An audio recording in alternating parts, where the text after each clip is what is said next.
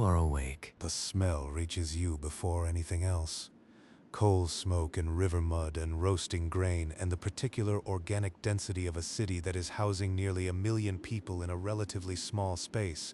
Each of those people cooking and washing and burning fuel and generating the biological byproducts of human existence in quantities that the city's sanitation infrastructure, which is better than most cities of this era, but still limited, can only partially manage.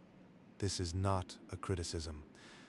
It is simply what a city of 1 million people smells like in 100 AD when there is no sewage system in the modern sense, no natural gas, no electricity, no industry producing synthetic odors to compete with the natural ones. You are in Chang'an. The year is approximately 100 AD. Chang'an is the capital of the Han Dynasty, which has been governing China in its present form for roughly 200 years, and which will continue for another 100 before fracturing into the chaos that Chinese historians will call the Three Kingdoms period. The city sits in the Wei River Valley in what is now Shaanxi Province in north-central China, at the eastern end of the Silk Road. The network of trade routes that connects this city, this civilization, this moment, to everything west of here, all the way to Rome. Chang'an was planned.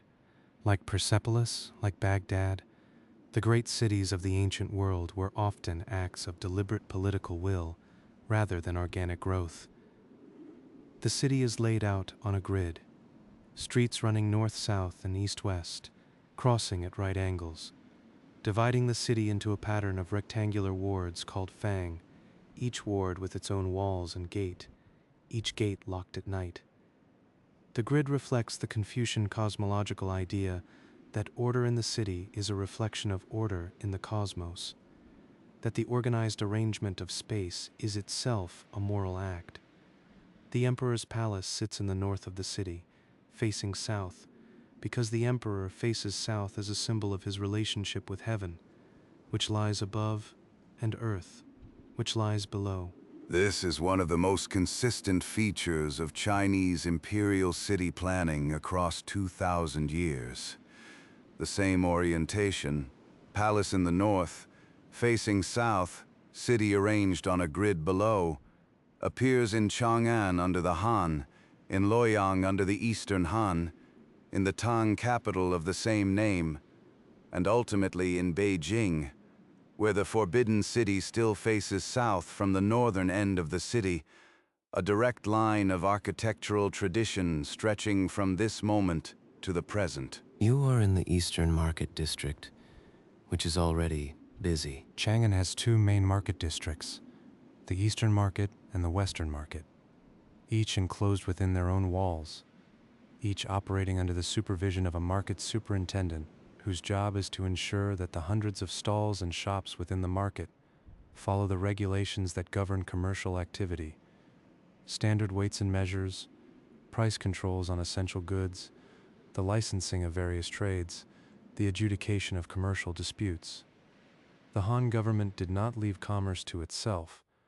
It organized, taxed, and regulated commerce as an extension of the same administrative philosophy that organized and taxed and regulated everything else. The goods in the Eastern Market reflect the Eastern orientation of the city's trade networks.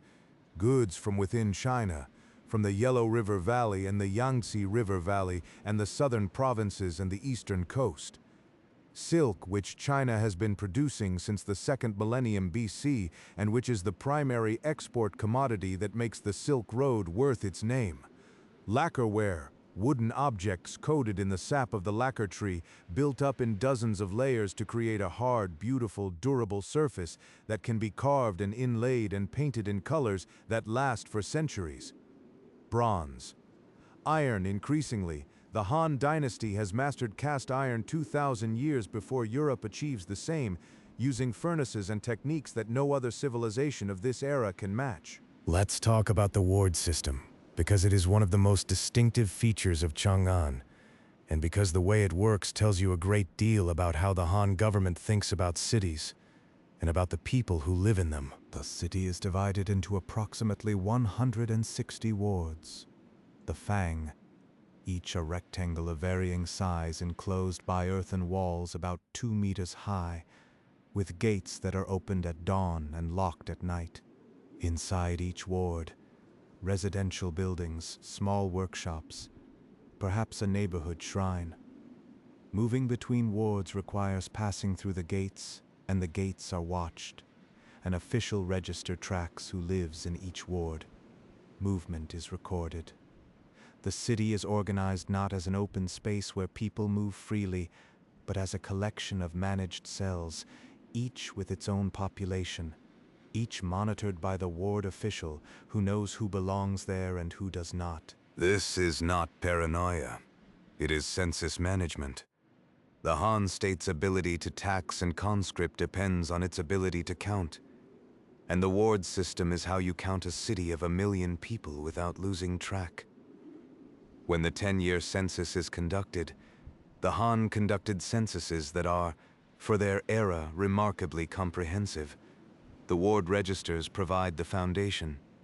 Every household, every resident, every mule counted and recorded and passed upward through the administrative hierarchy to the imperial capital's records. You do not belong to any ward.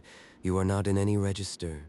You are, officially, a ghost. Your first problem is the tonal language. Chinese, specifically the early Middle Chinese that is spoken in Chang'an in 100 AD, the ancestor of the modern Chinese languages, is a tonal language. The same syllable, pronounced with different tones, means different things. There are 4 tones in modern Mandarin. Early Middle Chinese had more. The practical consequence is that your ability to learn even basic communication in a tonal language, starting from nothing, in a week, is essentially 0. You cannot fake it. The physical shaping of the voice required by tone is a learned skill, and learning it takes months, even for speakers of closely related languages. You are, in linguistic terms, completely helpless. Your second problem is the writing system. Classical Chinese, the written language that the Han bureaucracy uses for official documents, that scholars study for years to master, that appears on the market stalls' price boards and the official notices posted on the ward gates, is a logographic writing system. Each character represents a word or morpheme, not a sound. There are thousands of characters in common use and tens of thousands in the full classical repertoire. You could spend a decade learning to read them and still find a scholar's text impenetrable. You cannot read the notices on the gate. You cannot read the market stalls' prices. You cannot read the name of the ward you are in. You are, in every practical sense, illiterate in a city that runs on literacy. What you can do is watch. And watching is, in Chang'an in 100 AD, an extraordinary experience. The variety of what moves through the main streets of this city. People, animals, goods, officials in their chariots, merchants with their loaded carts, soldiers in formation, monks in saffron robes, who have come from India along the roads that the Silk Road has opened. Travelers from Central Asia who look nothing like anyone born in the Wei River Valley, and are therefore stared at in the same way you are being stared at. This variety is a constant demonstration of the Empire's reach. The Han Empire, at its height, covers roughly 6 million square kilometers. It has a population of somewhere between 50 and 60 million people, roughly similar to the Achaemenid Persian Empire in absolute numbers, though the Han territory is smaller and therefore more densely populated. The diversity within its borders is enormous.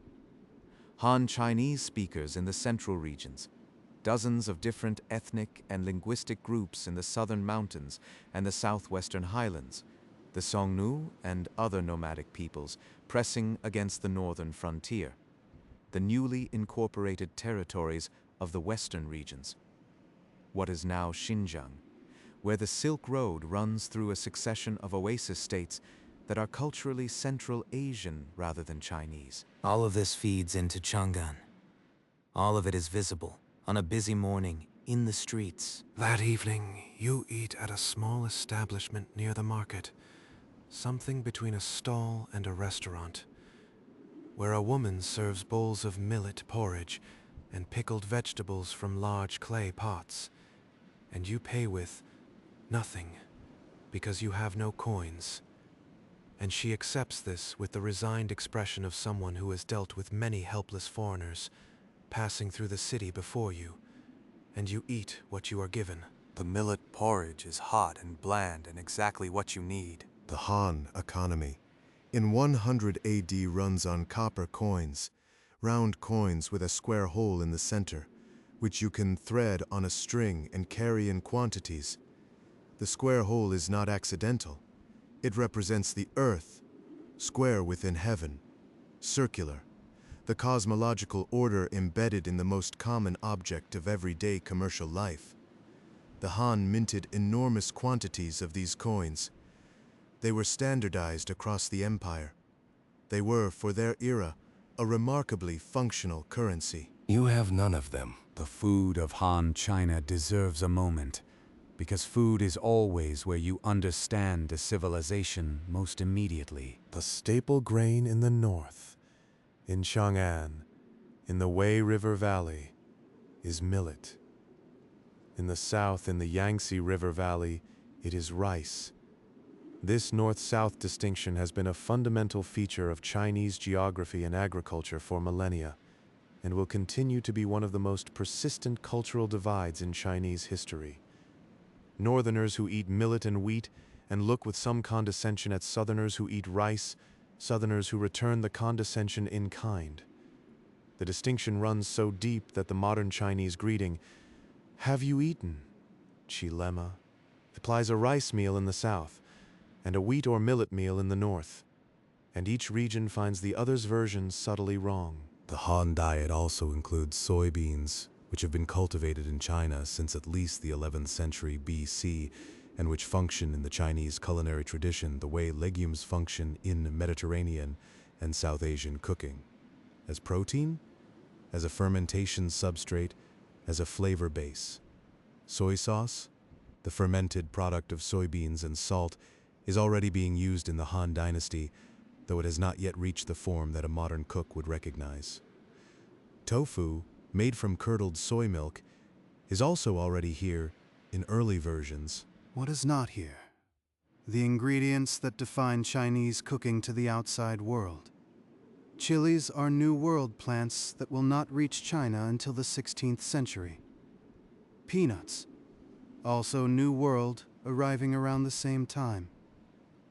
The flavor profile of contemporary Chinese cooking is a post-Columbian invention, the result of incorporating American plants into a culinary tradition that already had its own deep complexity.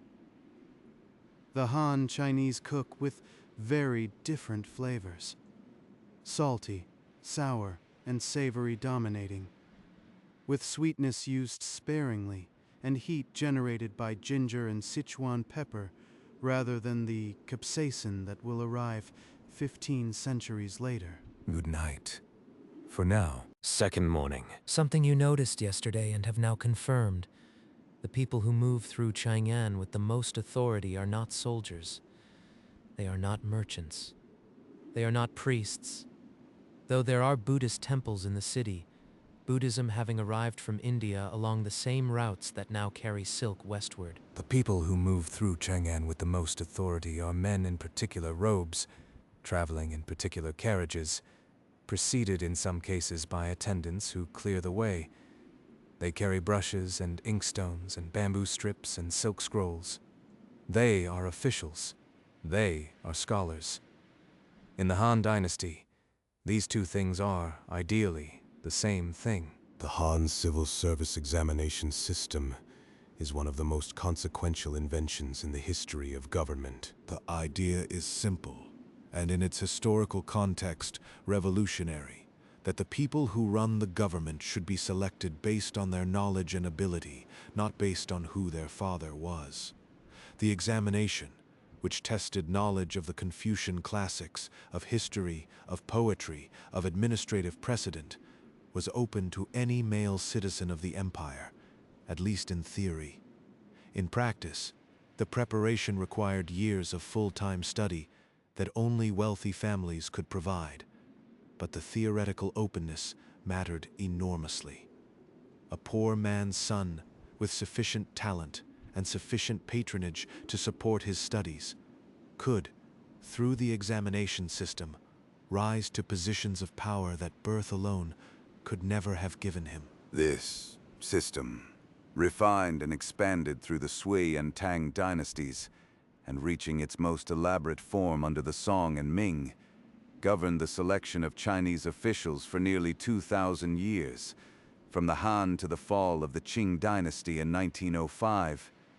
It shaped Chinese intellectual culture, Chinese social mobility, Chinese family strategy, Chinese values about education and achievement, in ways so deep that they are still visible in the cultures that descend from it. The Confucian classics that the examination tested were a body of texts associated with the philosopher Kong Cho, known in the West by the Latinized name Confucius, who lived in the 6th and 5th centuries BC, roughly contemporary with the Buddha, with Socrates, with the later prophets of the Hebrew Bible.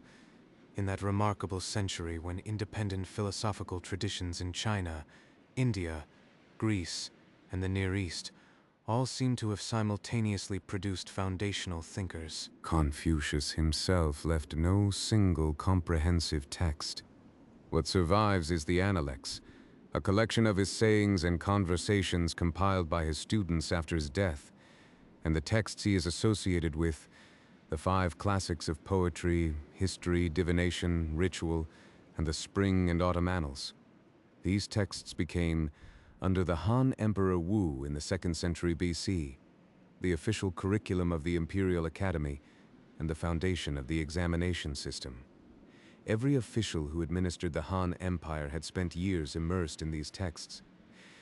The empire was governed in a real sense by a specific set of ideas about how people ought to treat each other and how society ought to be organized. Let's talk about what those ideas were. The core Confucian concept is Ren, often translated as benevolence or humanness, or simply as goodness.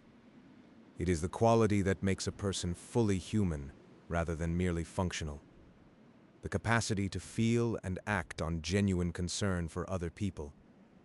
A person with Ren treats others as they would wish to be treated.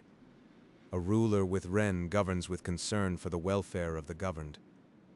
An official with Ren administers with fairness and compassion rather than mere efficiency. Confucianism organizes human relationships into 5 fundamental relationships, each with its own obligations. Ruler and minister, parent and child, husband and wife, elder sibling and younger sibling, friend and friend. Each relationship is asymmetric. The superior owes care and responsibility to the inferior. The inferior owes respect and loyalty to the superior. But the obligations run in both directions. A ruler who fails his people has lost the mandate of heaven and can rightfully be replaced. This concept, Tianming, the mandate of heaven, was one of the most politically consequential ideas in Chinese history. It provided a framework in which the overthrow of a bad dynasty was not rebellion, but correction, the restoration of proper order. You find a school, not the Imperial Academy. You would not be admitted. You have no credentials, and the security around the palace complex where the academy is located is sufficient to make casual entry inadvisable. But one of the private schools that operate in the residential wards, where a teacher instructs a small group of students in the basics of literacy and the Confucian texts. The teacher is a thin man of perhaps 40, with the kind of focused concentration that comes from spending decades reading texts that reward attention. He looks at you with the calm assessment of a person who has spent his life evaluating minds and immediately determined that yours is opaque to him. Not because you are unintelligent, but because the evaluation tools he has are all linguistic, and you share no language with him. He indicates a place at the edge of the room. You sit, you watch. The students, boys, ranging in age from perhaps 8 to perhaps 16, are working through a text that you cannot read, reciting sections aloud with a rhythm that suggests they have memorized it. The act of memorization is not incidental. It is the core of the method.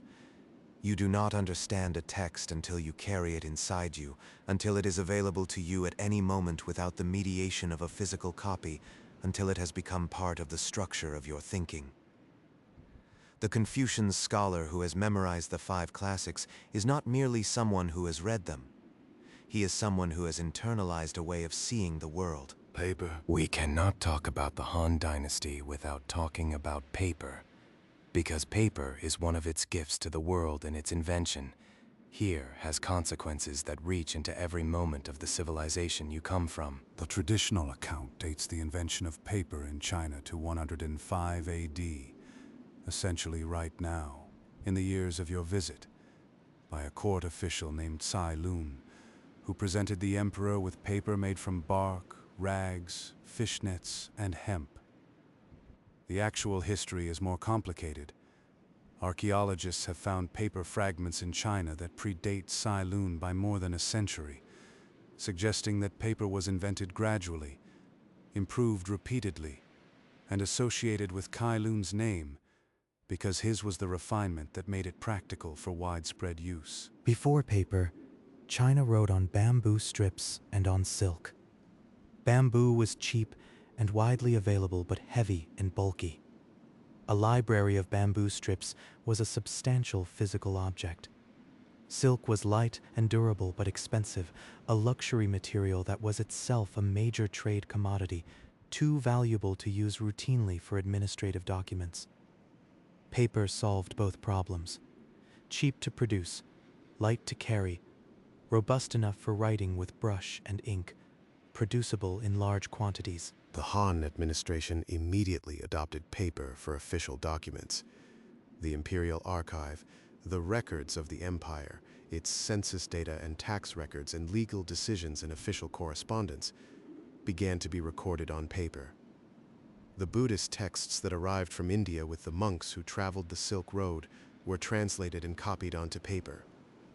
The Confucian classics were copied onto paper and stored in the Imperial Library. And eventually, through the Silk Road, through Central Asian merchants, through the paper mills of Samarkand and Baghdad, paper reached the Islamic world, and from there Europe, where it would make the Gutenberg printing press practical and enable the Reformation and the scientific revolution. All of it beginning here, in the Wei River Valley, in a court official's experiment with bark and rags. One more thing about this school, and the tradition it represents. The Han examination system created a social mobility that was, by the standards of the ancient world, remarkable. A peasant's son with sufficient intelligence and sufficient luck.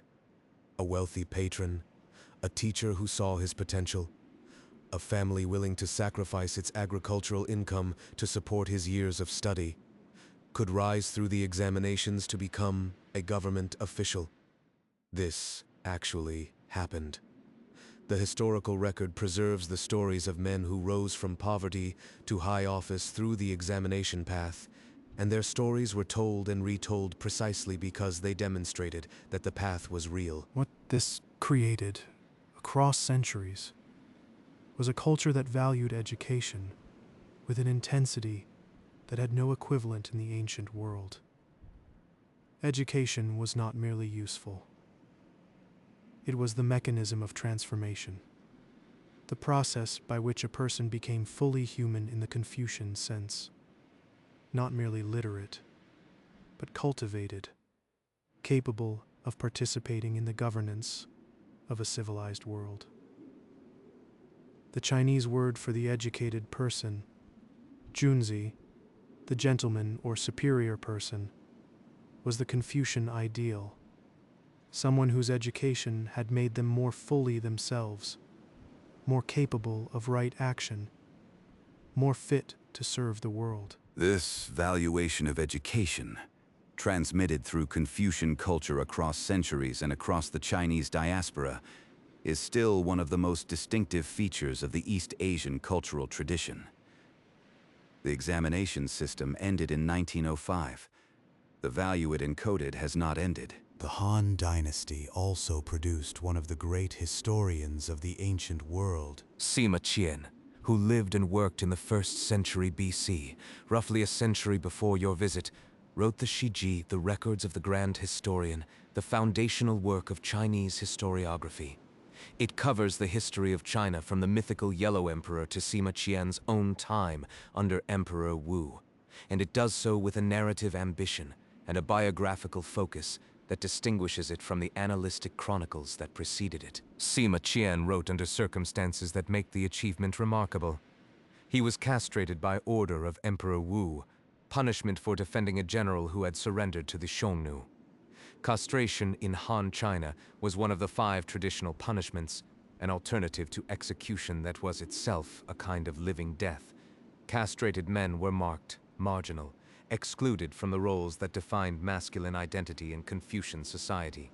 Sima Qian chose to survive rather than die with honor because he had not yet finished his father's project, the records that his father Sima Tan had begun and that he was completing. He finished it. He wrote in his personal letters that he chose to live in shame so that the work would not die with him. The records of the Grand Historian survived and became the model for every subsequent official Chinese history. His choice to endure humiliation for the sake of a completed work is itself a story that Chinese culture has told and retold, because it raises questions about duty, honor, and the competing claims of a life's work against a life's dignity that have no easy answers. The annals he wrote in castration and shame are still in print. Good night. 3rd morning. You are at the western gate of Chang'an. The gate is enormous. Not enormous in the way of a gate you might have seen anywhere else, but enormous in the way of a structure built to communicate the idea of enormousness as the primary architectural message. 40 meters wide, 15 meters tall, flanked by towers. The road that passes through it runs west, through the Wei River Valley and into the Gansu Corridor, the narrow strip of land between the Tibetan Plateau to the south and the Gobi Desert to the north, and then continues west through Central Asia for thousands of kilometers until it reaches Persia, and beyond Persia, the eastern end of the Mediterranean world. This is the Silk Road, or rather, this is where the Silk Road begins if you define beginning as the point from which the silk comes. The term Silk Road was coined by a German geographer named Ferdinand von Richthofen in 1877, and the Silk Road was never a single road. It was a network of routes, multiple paths across Central Asia that connected at certain oasis cities and diverged at others, offering different trade-offs between distance and difficulty and safety. The northern route ran through the steppes above the Caspian Sea. The southern route hugged the foothills of the Hindu Kush. The middle routes crossed the Tarim Basin, threading between deserts that had swallowed entire oasis cities under their sands. What unified these routes was the flow of goods, and the primary good flowing from east to west was silk. Silk was, in the ancient and medieval world, the luxury material, not gold. Gold was everywhere that trade reached, common enough that its primary virtue was density of value, not spices. Spices were valuable, but their value was partly a product of obscure origin and limited supply. Silk was different. Silk was identifiable. Silk had a texture and a drape and a sheen that no other fabric could imitate. A Roman senator wrapped in silk was demonstrating his access to something that came from the other end of the world, that was produced by a process no one in Rome understood, that cost a fortune and looked like nothing else on earth. The Romans called China Ceres, the silk people. They did not know what China was, where it was, or how large it was. They knew only that the silk came from somewhere in the east, through intermediaries who had no interest in letting the route be disintermediated. At the western gate of Chang'an, a caravan is assembling. The caravan consists of perhaps 30 Bactrian camels, the two humped kind, built for cold deserts rather than hot ones, capable of carrying 200 kilograms for weeks across terrain that would kill a horse in days. The camels are loaded with bales of silk, wrapped in oilskin, stacked in wooden frames fitted to the camels' backs, with practiced precision by men who have been loading camels for their entire working lives. There are also bolts of lacquerware, bundles of iron goods, and, somewhere in a small locked chest that travels with the caravan master, samples of the bronze and glass goods that have come west with previous caravans and serve as trading catalysts, proof of what the East has to offer. The caravan master is a Sogdian. The Sogdians, a Central Asian people whose homeland was in what is now Uzbekistan and Tajikistan, were the primary commercial intermediaries of the Silk Road for centuries. They were the merchants, the translators, the facilitators of the East-West trade that made the road function.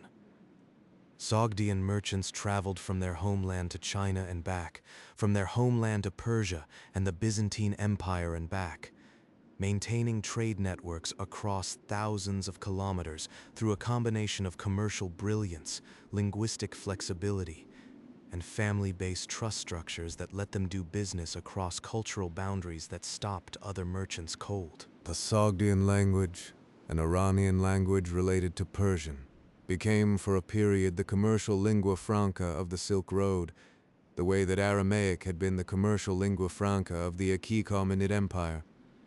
Sogdian letters have been found at distant points along the Silk Road, written by merchants to their families and colleagues, describing trade conditions and political news and the state of the roads with the matter-of-fact practicality of people for whom the vastness of Central Asia was simply their professional territory. What moved west along with the silk? Buddhism, the religion that originated in northern India in the 5th century BC, with the enlightenment of Siddhartha Gautama, the historical Buddha, began moving along the Silk Road into Central Asia and then into China during the Han Dynasty. The first Buddhist texts arrived in China probably in the 1st century AD, carried by monks who traveled with the same caravans that carried silk. Chinese Buddhist monks would later travel the road in the other direction, to India, to learn at the source, to bring back texts that hadn't yet been translated. The monk Xuanzang, who will make this journey in the 7th century, centuries after your visit, will travel from Chang'an to India and back over 17 years, crossing the Tarim Desert and the Hindu Kush in the Gangetic Plain, collecting 657 Buddhist texts and 150 relics and 7 statues, carrying them back to Chang'an on 22 horses. His journey will be fictionalized in the 16th century novel Journey to the West, one of the great works of Chinese literature, in which Xuanzang is accompanied by Sun Wukong, the Monkey King, who is a more entertaining traveling companion than the historical record suggests he actually had. Disease. The Silk Road moved plague and smallpox and measles along its length, connecting disease environments that had previously been isolated. The Antonine Plague that devastated the Roman Empire in the 2nd century AD, killing perhaps 5 million people, including the Emperor Marcus Aurelius, came from somewhere along the eastern trade routes. The Plague of Justinian in the 6th century. The Black Death in the 14th. The roads that moved silk also moved the microbes that traveled with the merchants and soldiers and pilgrims who walked them. Ideas about paper-making, printing, ironworking, silk weaving, the mechanical clock, the blast furnace, all traveling at different speeds and through different mechanisms along the same routes. The caravan master sees you watching and does not ask who you are or where you are going. Caravan routes accumulate travelers the way rivers accumulate water. People attach themselves and detach themselves at various points, and a caravan master who questioned the credentials of every person who fell in behind his camels would do nothing else. You fall in behind the last camel at a respectful distance. The gate passes over you. The road opens ahead. You walk with them for a few hours until the city is invisible behind you, And the road runs through farmland, the wheat fields of the Wei River Valley green in the spring air. And then you turn back, because the road ahead is thousands of kilometers long, and you have only a few more days. But you have seen where it begins. The caravan master sees you watching and does not ask who you are. Caravan routes accumulate travelers the way rivers accumulate water. You fall in behind the last camel at a respectful distance. The gate passes over you. The road opens ahead. You walk with them for a few hours until the city is invisible behind you and the road runs through farmland, the wheat fields of the Wei River Valley green in the spring air. Then you turn back, because the road ahead is thousands of kilometers long, and you have only a few more days. But you have seen where it begins. The point where the Silk Road leaves Chang'an and enters the Gansu corridor is a geographic bottleneck. The narrow passage between the Tibetan Plateau and the Gobi Desert that is the only practical overland route between China and Central Asia. At the western end of the corridor, at a fortress called Guan, the Jade Gate, China ends. Beyond it, the Tarim Basin, the oasis cities of Dunhuang and Kashgar and Samarkand, the vast empty spaces between them, the deserts and mountains and grasslands of Central Asia, and eventually, at the far end of all of it, the Mediterranean world. The Jade Gate garrison soldiers who watch the caravans pass know they are standing at the edge of the world they know. They have heard about what lies beyond. The merchants who return bring stories, some true, some embellished, all fascinating. But most of them will never see it. They stand at the gate and watch the camels disappear into the distance and go back to their duties. This is where China meets the rest of the world. Through a gate, in a narrow pass, one camel at a time. What comes back on the Western trade routes is as important as what goes out. Glass. The Roman Empire produces glass of a quality that China cannot yet match. Glass blown into vessels, tinted, shaped, the kind of object that Chinese aristocrats collected as exotic luxury goods from the far west the way Roman aristocrats collected Chinese silk. Han tombs have yielded Roman glass. Roman warehouses have yielded Chinese silk.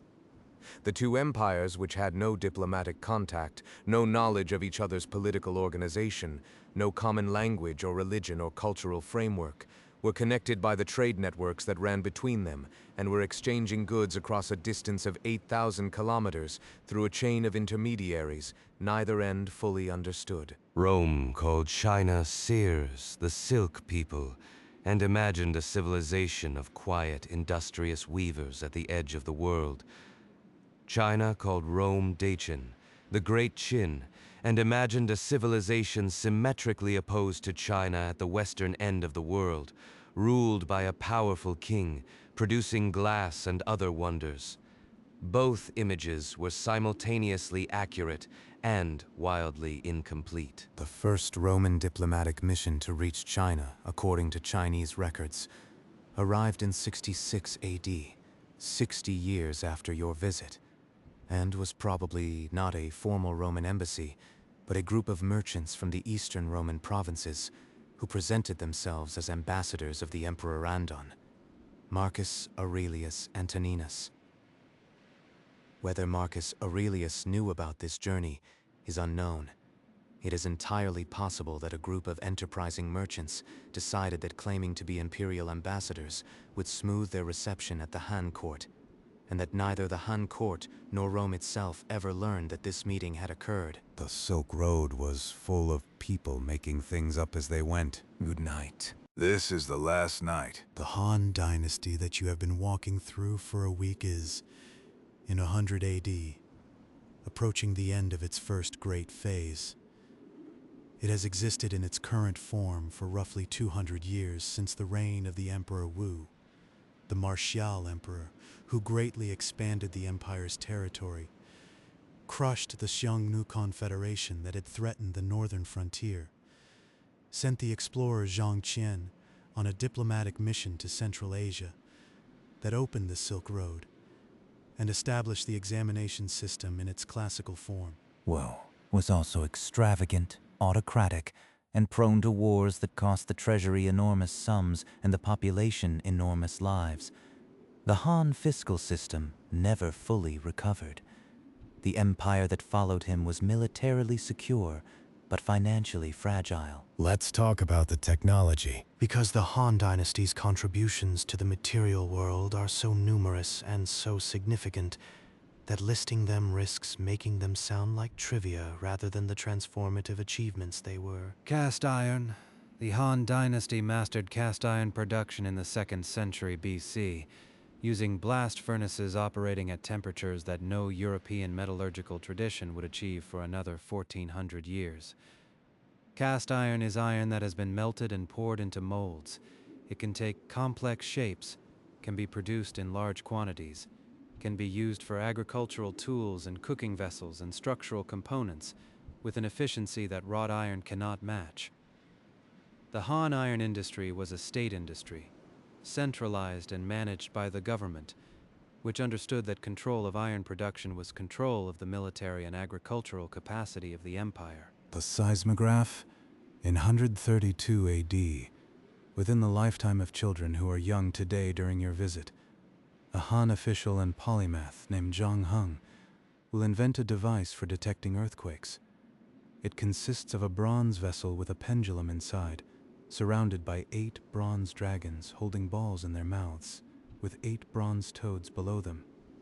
When seismic waves move the ground, the pendulum swings, triggers a mechanism, and one dragon drops its ball into a toad's mouth, indicating the direction from which the earthquake came. It worked. When it registered a quake in 138 AD, court officials dismissed it as a false alarm. But a messenger arrived days later from a province 500 kilometers away, confirming that an earthquake had occurred there. Zhang Heng's device was not a seismograph in the modern sense, but it was the first instrument designed to detect and locate earthquakes, and it worked. Paper money? This comes later. The Song Dynasty in the 10th century AD, but its conceptual foundations are being laid now in the Han Dynasty's sophisticated use of coins, credit instruments, and state control of monetary supply. The Han understood that money is not just metal. It is trust, organized, formalized, protected by state authority.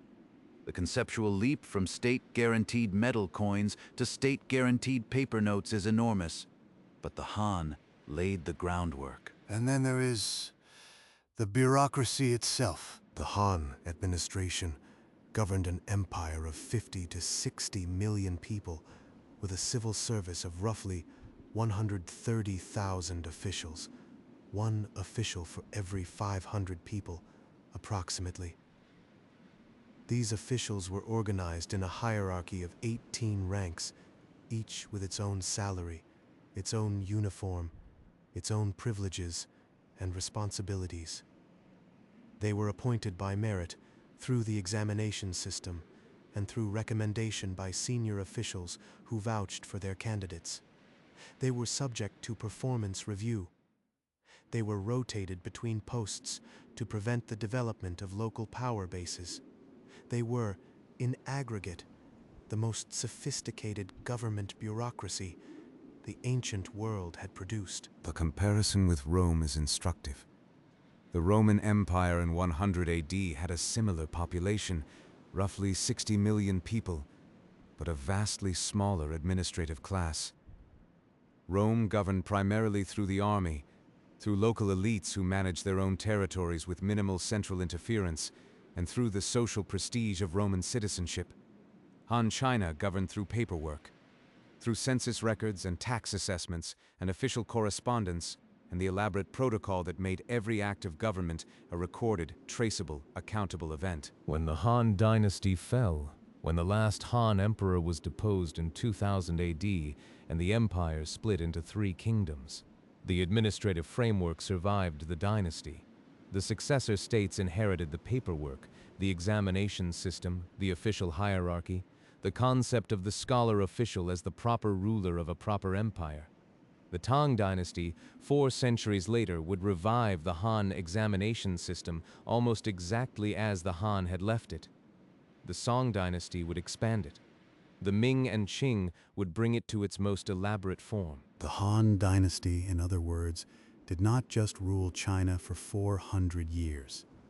It created the idea of China, the administrative, cultural, and intellectual template that every subsequent Chinese dynasty defined itself in relation to, accepting or rejecting elements of the Han model, but always in dialogue with it. This is why the largest ethnic group in China calls itself Han.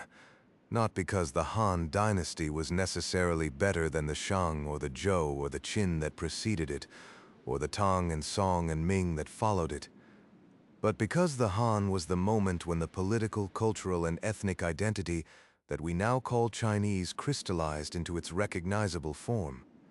The Confucian civil service, the written language standardized across regional dialects, the concept of the empire as the political expression of civilization itself, with the emperor as the son of heaven and the center of a world order. All of that, Han. And then there is the Great Wall. Not the Great Wall you know from photographs. That is the Ming Dynasty Wall, built in the 15th and 16th centuries from brick and stone in its current form. The Han Great Wall is different. Earthen, rammed, and packed, running along the northern frontier in sections that have been built and extended and repaired over centuries. It is not a continuous barrier. It is a series of walls and watchtowers and garrison points connected by patrol roads, designed not to stop the Xiongnu Confederation from entering China, that would require a wall of impractical length and height, but to slow them, to provide warning time, to give the Han military the opportunity to respond. The ex-Xiongnu are the great military challenge of the Han Dynasty's northern frontier. A confederation of nomadic peoples from the steppes north of China. They ride horses with a skill that no Han infantry can match in open terrain. They raid with speed and disappear before response can be organized. And they require a different strategic approach than the sedentary armies and fortified cities that Han military doctrine had developed to deal with the warring states of the Chinese interior. The Han strategy combined 3 elements: the Great Wall, for warning and delay; the diplomacy of Heqian, marriage alliances in which Han princesses were sent to marry Xiongnu chieftains, accompanied by gifts of silk and grain, purchasing temporary peace at the cost of considerable imperial dignity; and eventually, under the Emperor Wu, aggressive military campaigns that pushed the Xiongnu north and west, opening the Gansu corridor and making the Silk Road possible. The tension between the agricultural civilization of the river valleys and the nomadic civilization of the steppe is one of the fundamental dynamics of Chinese history. Indeed, of Eurasian history. For 2,000 years.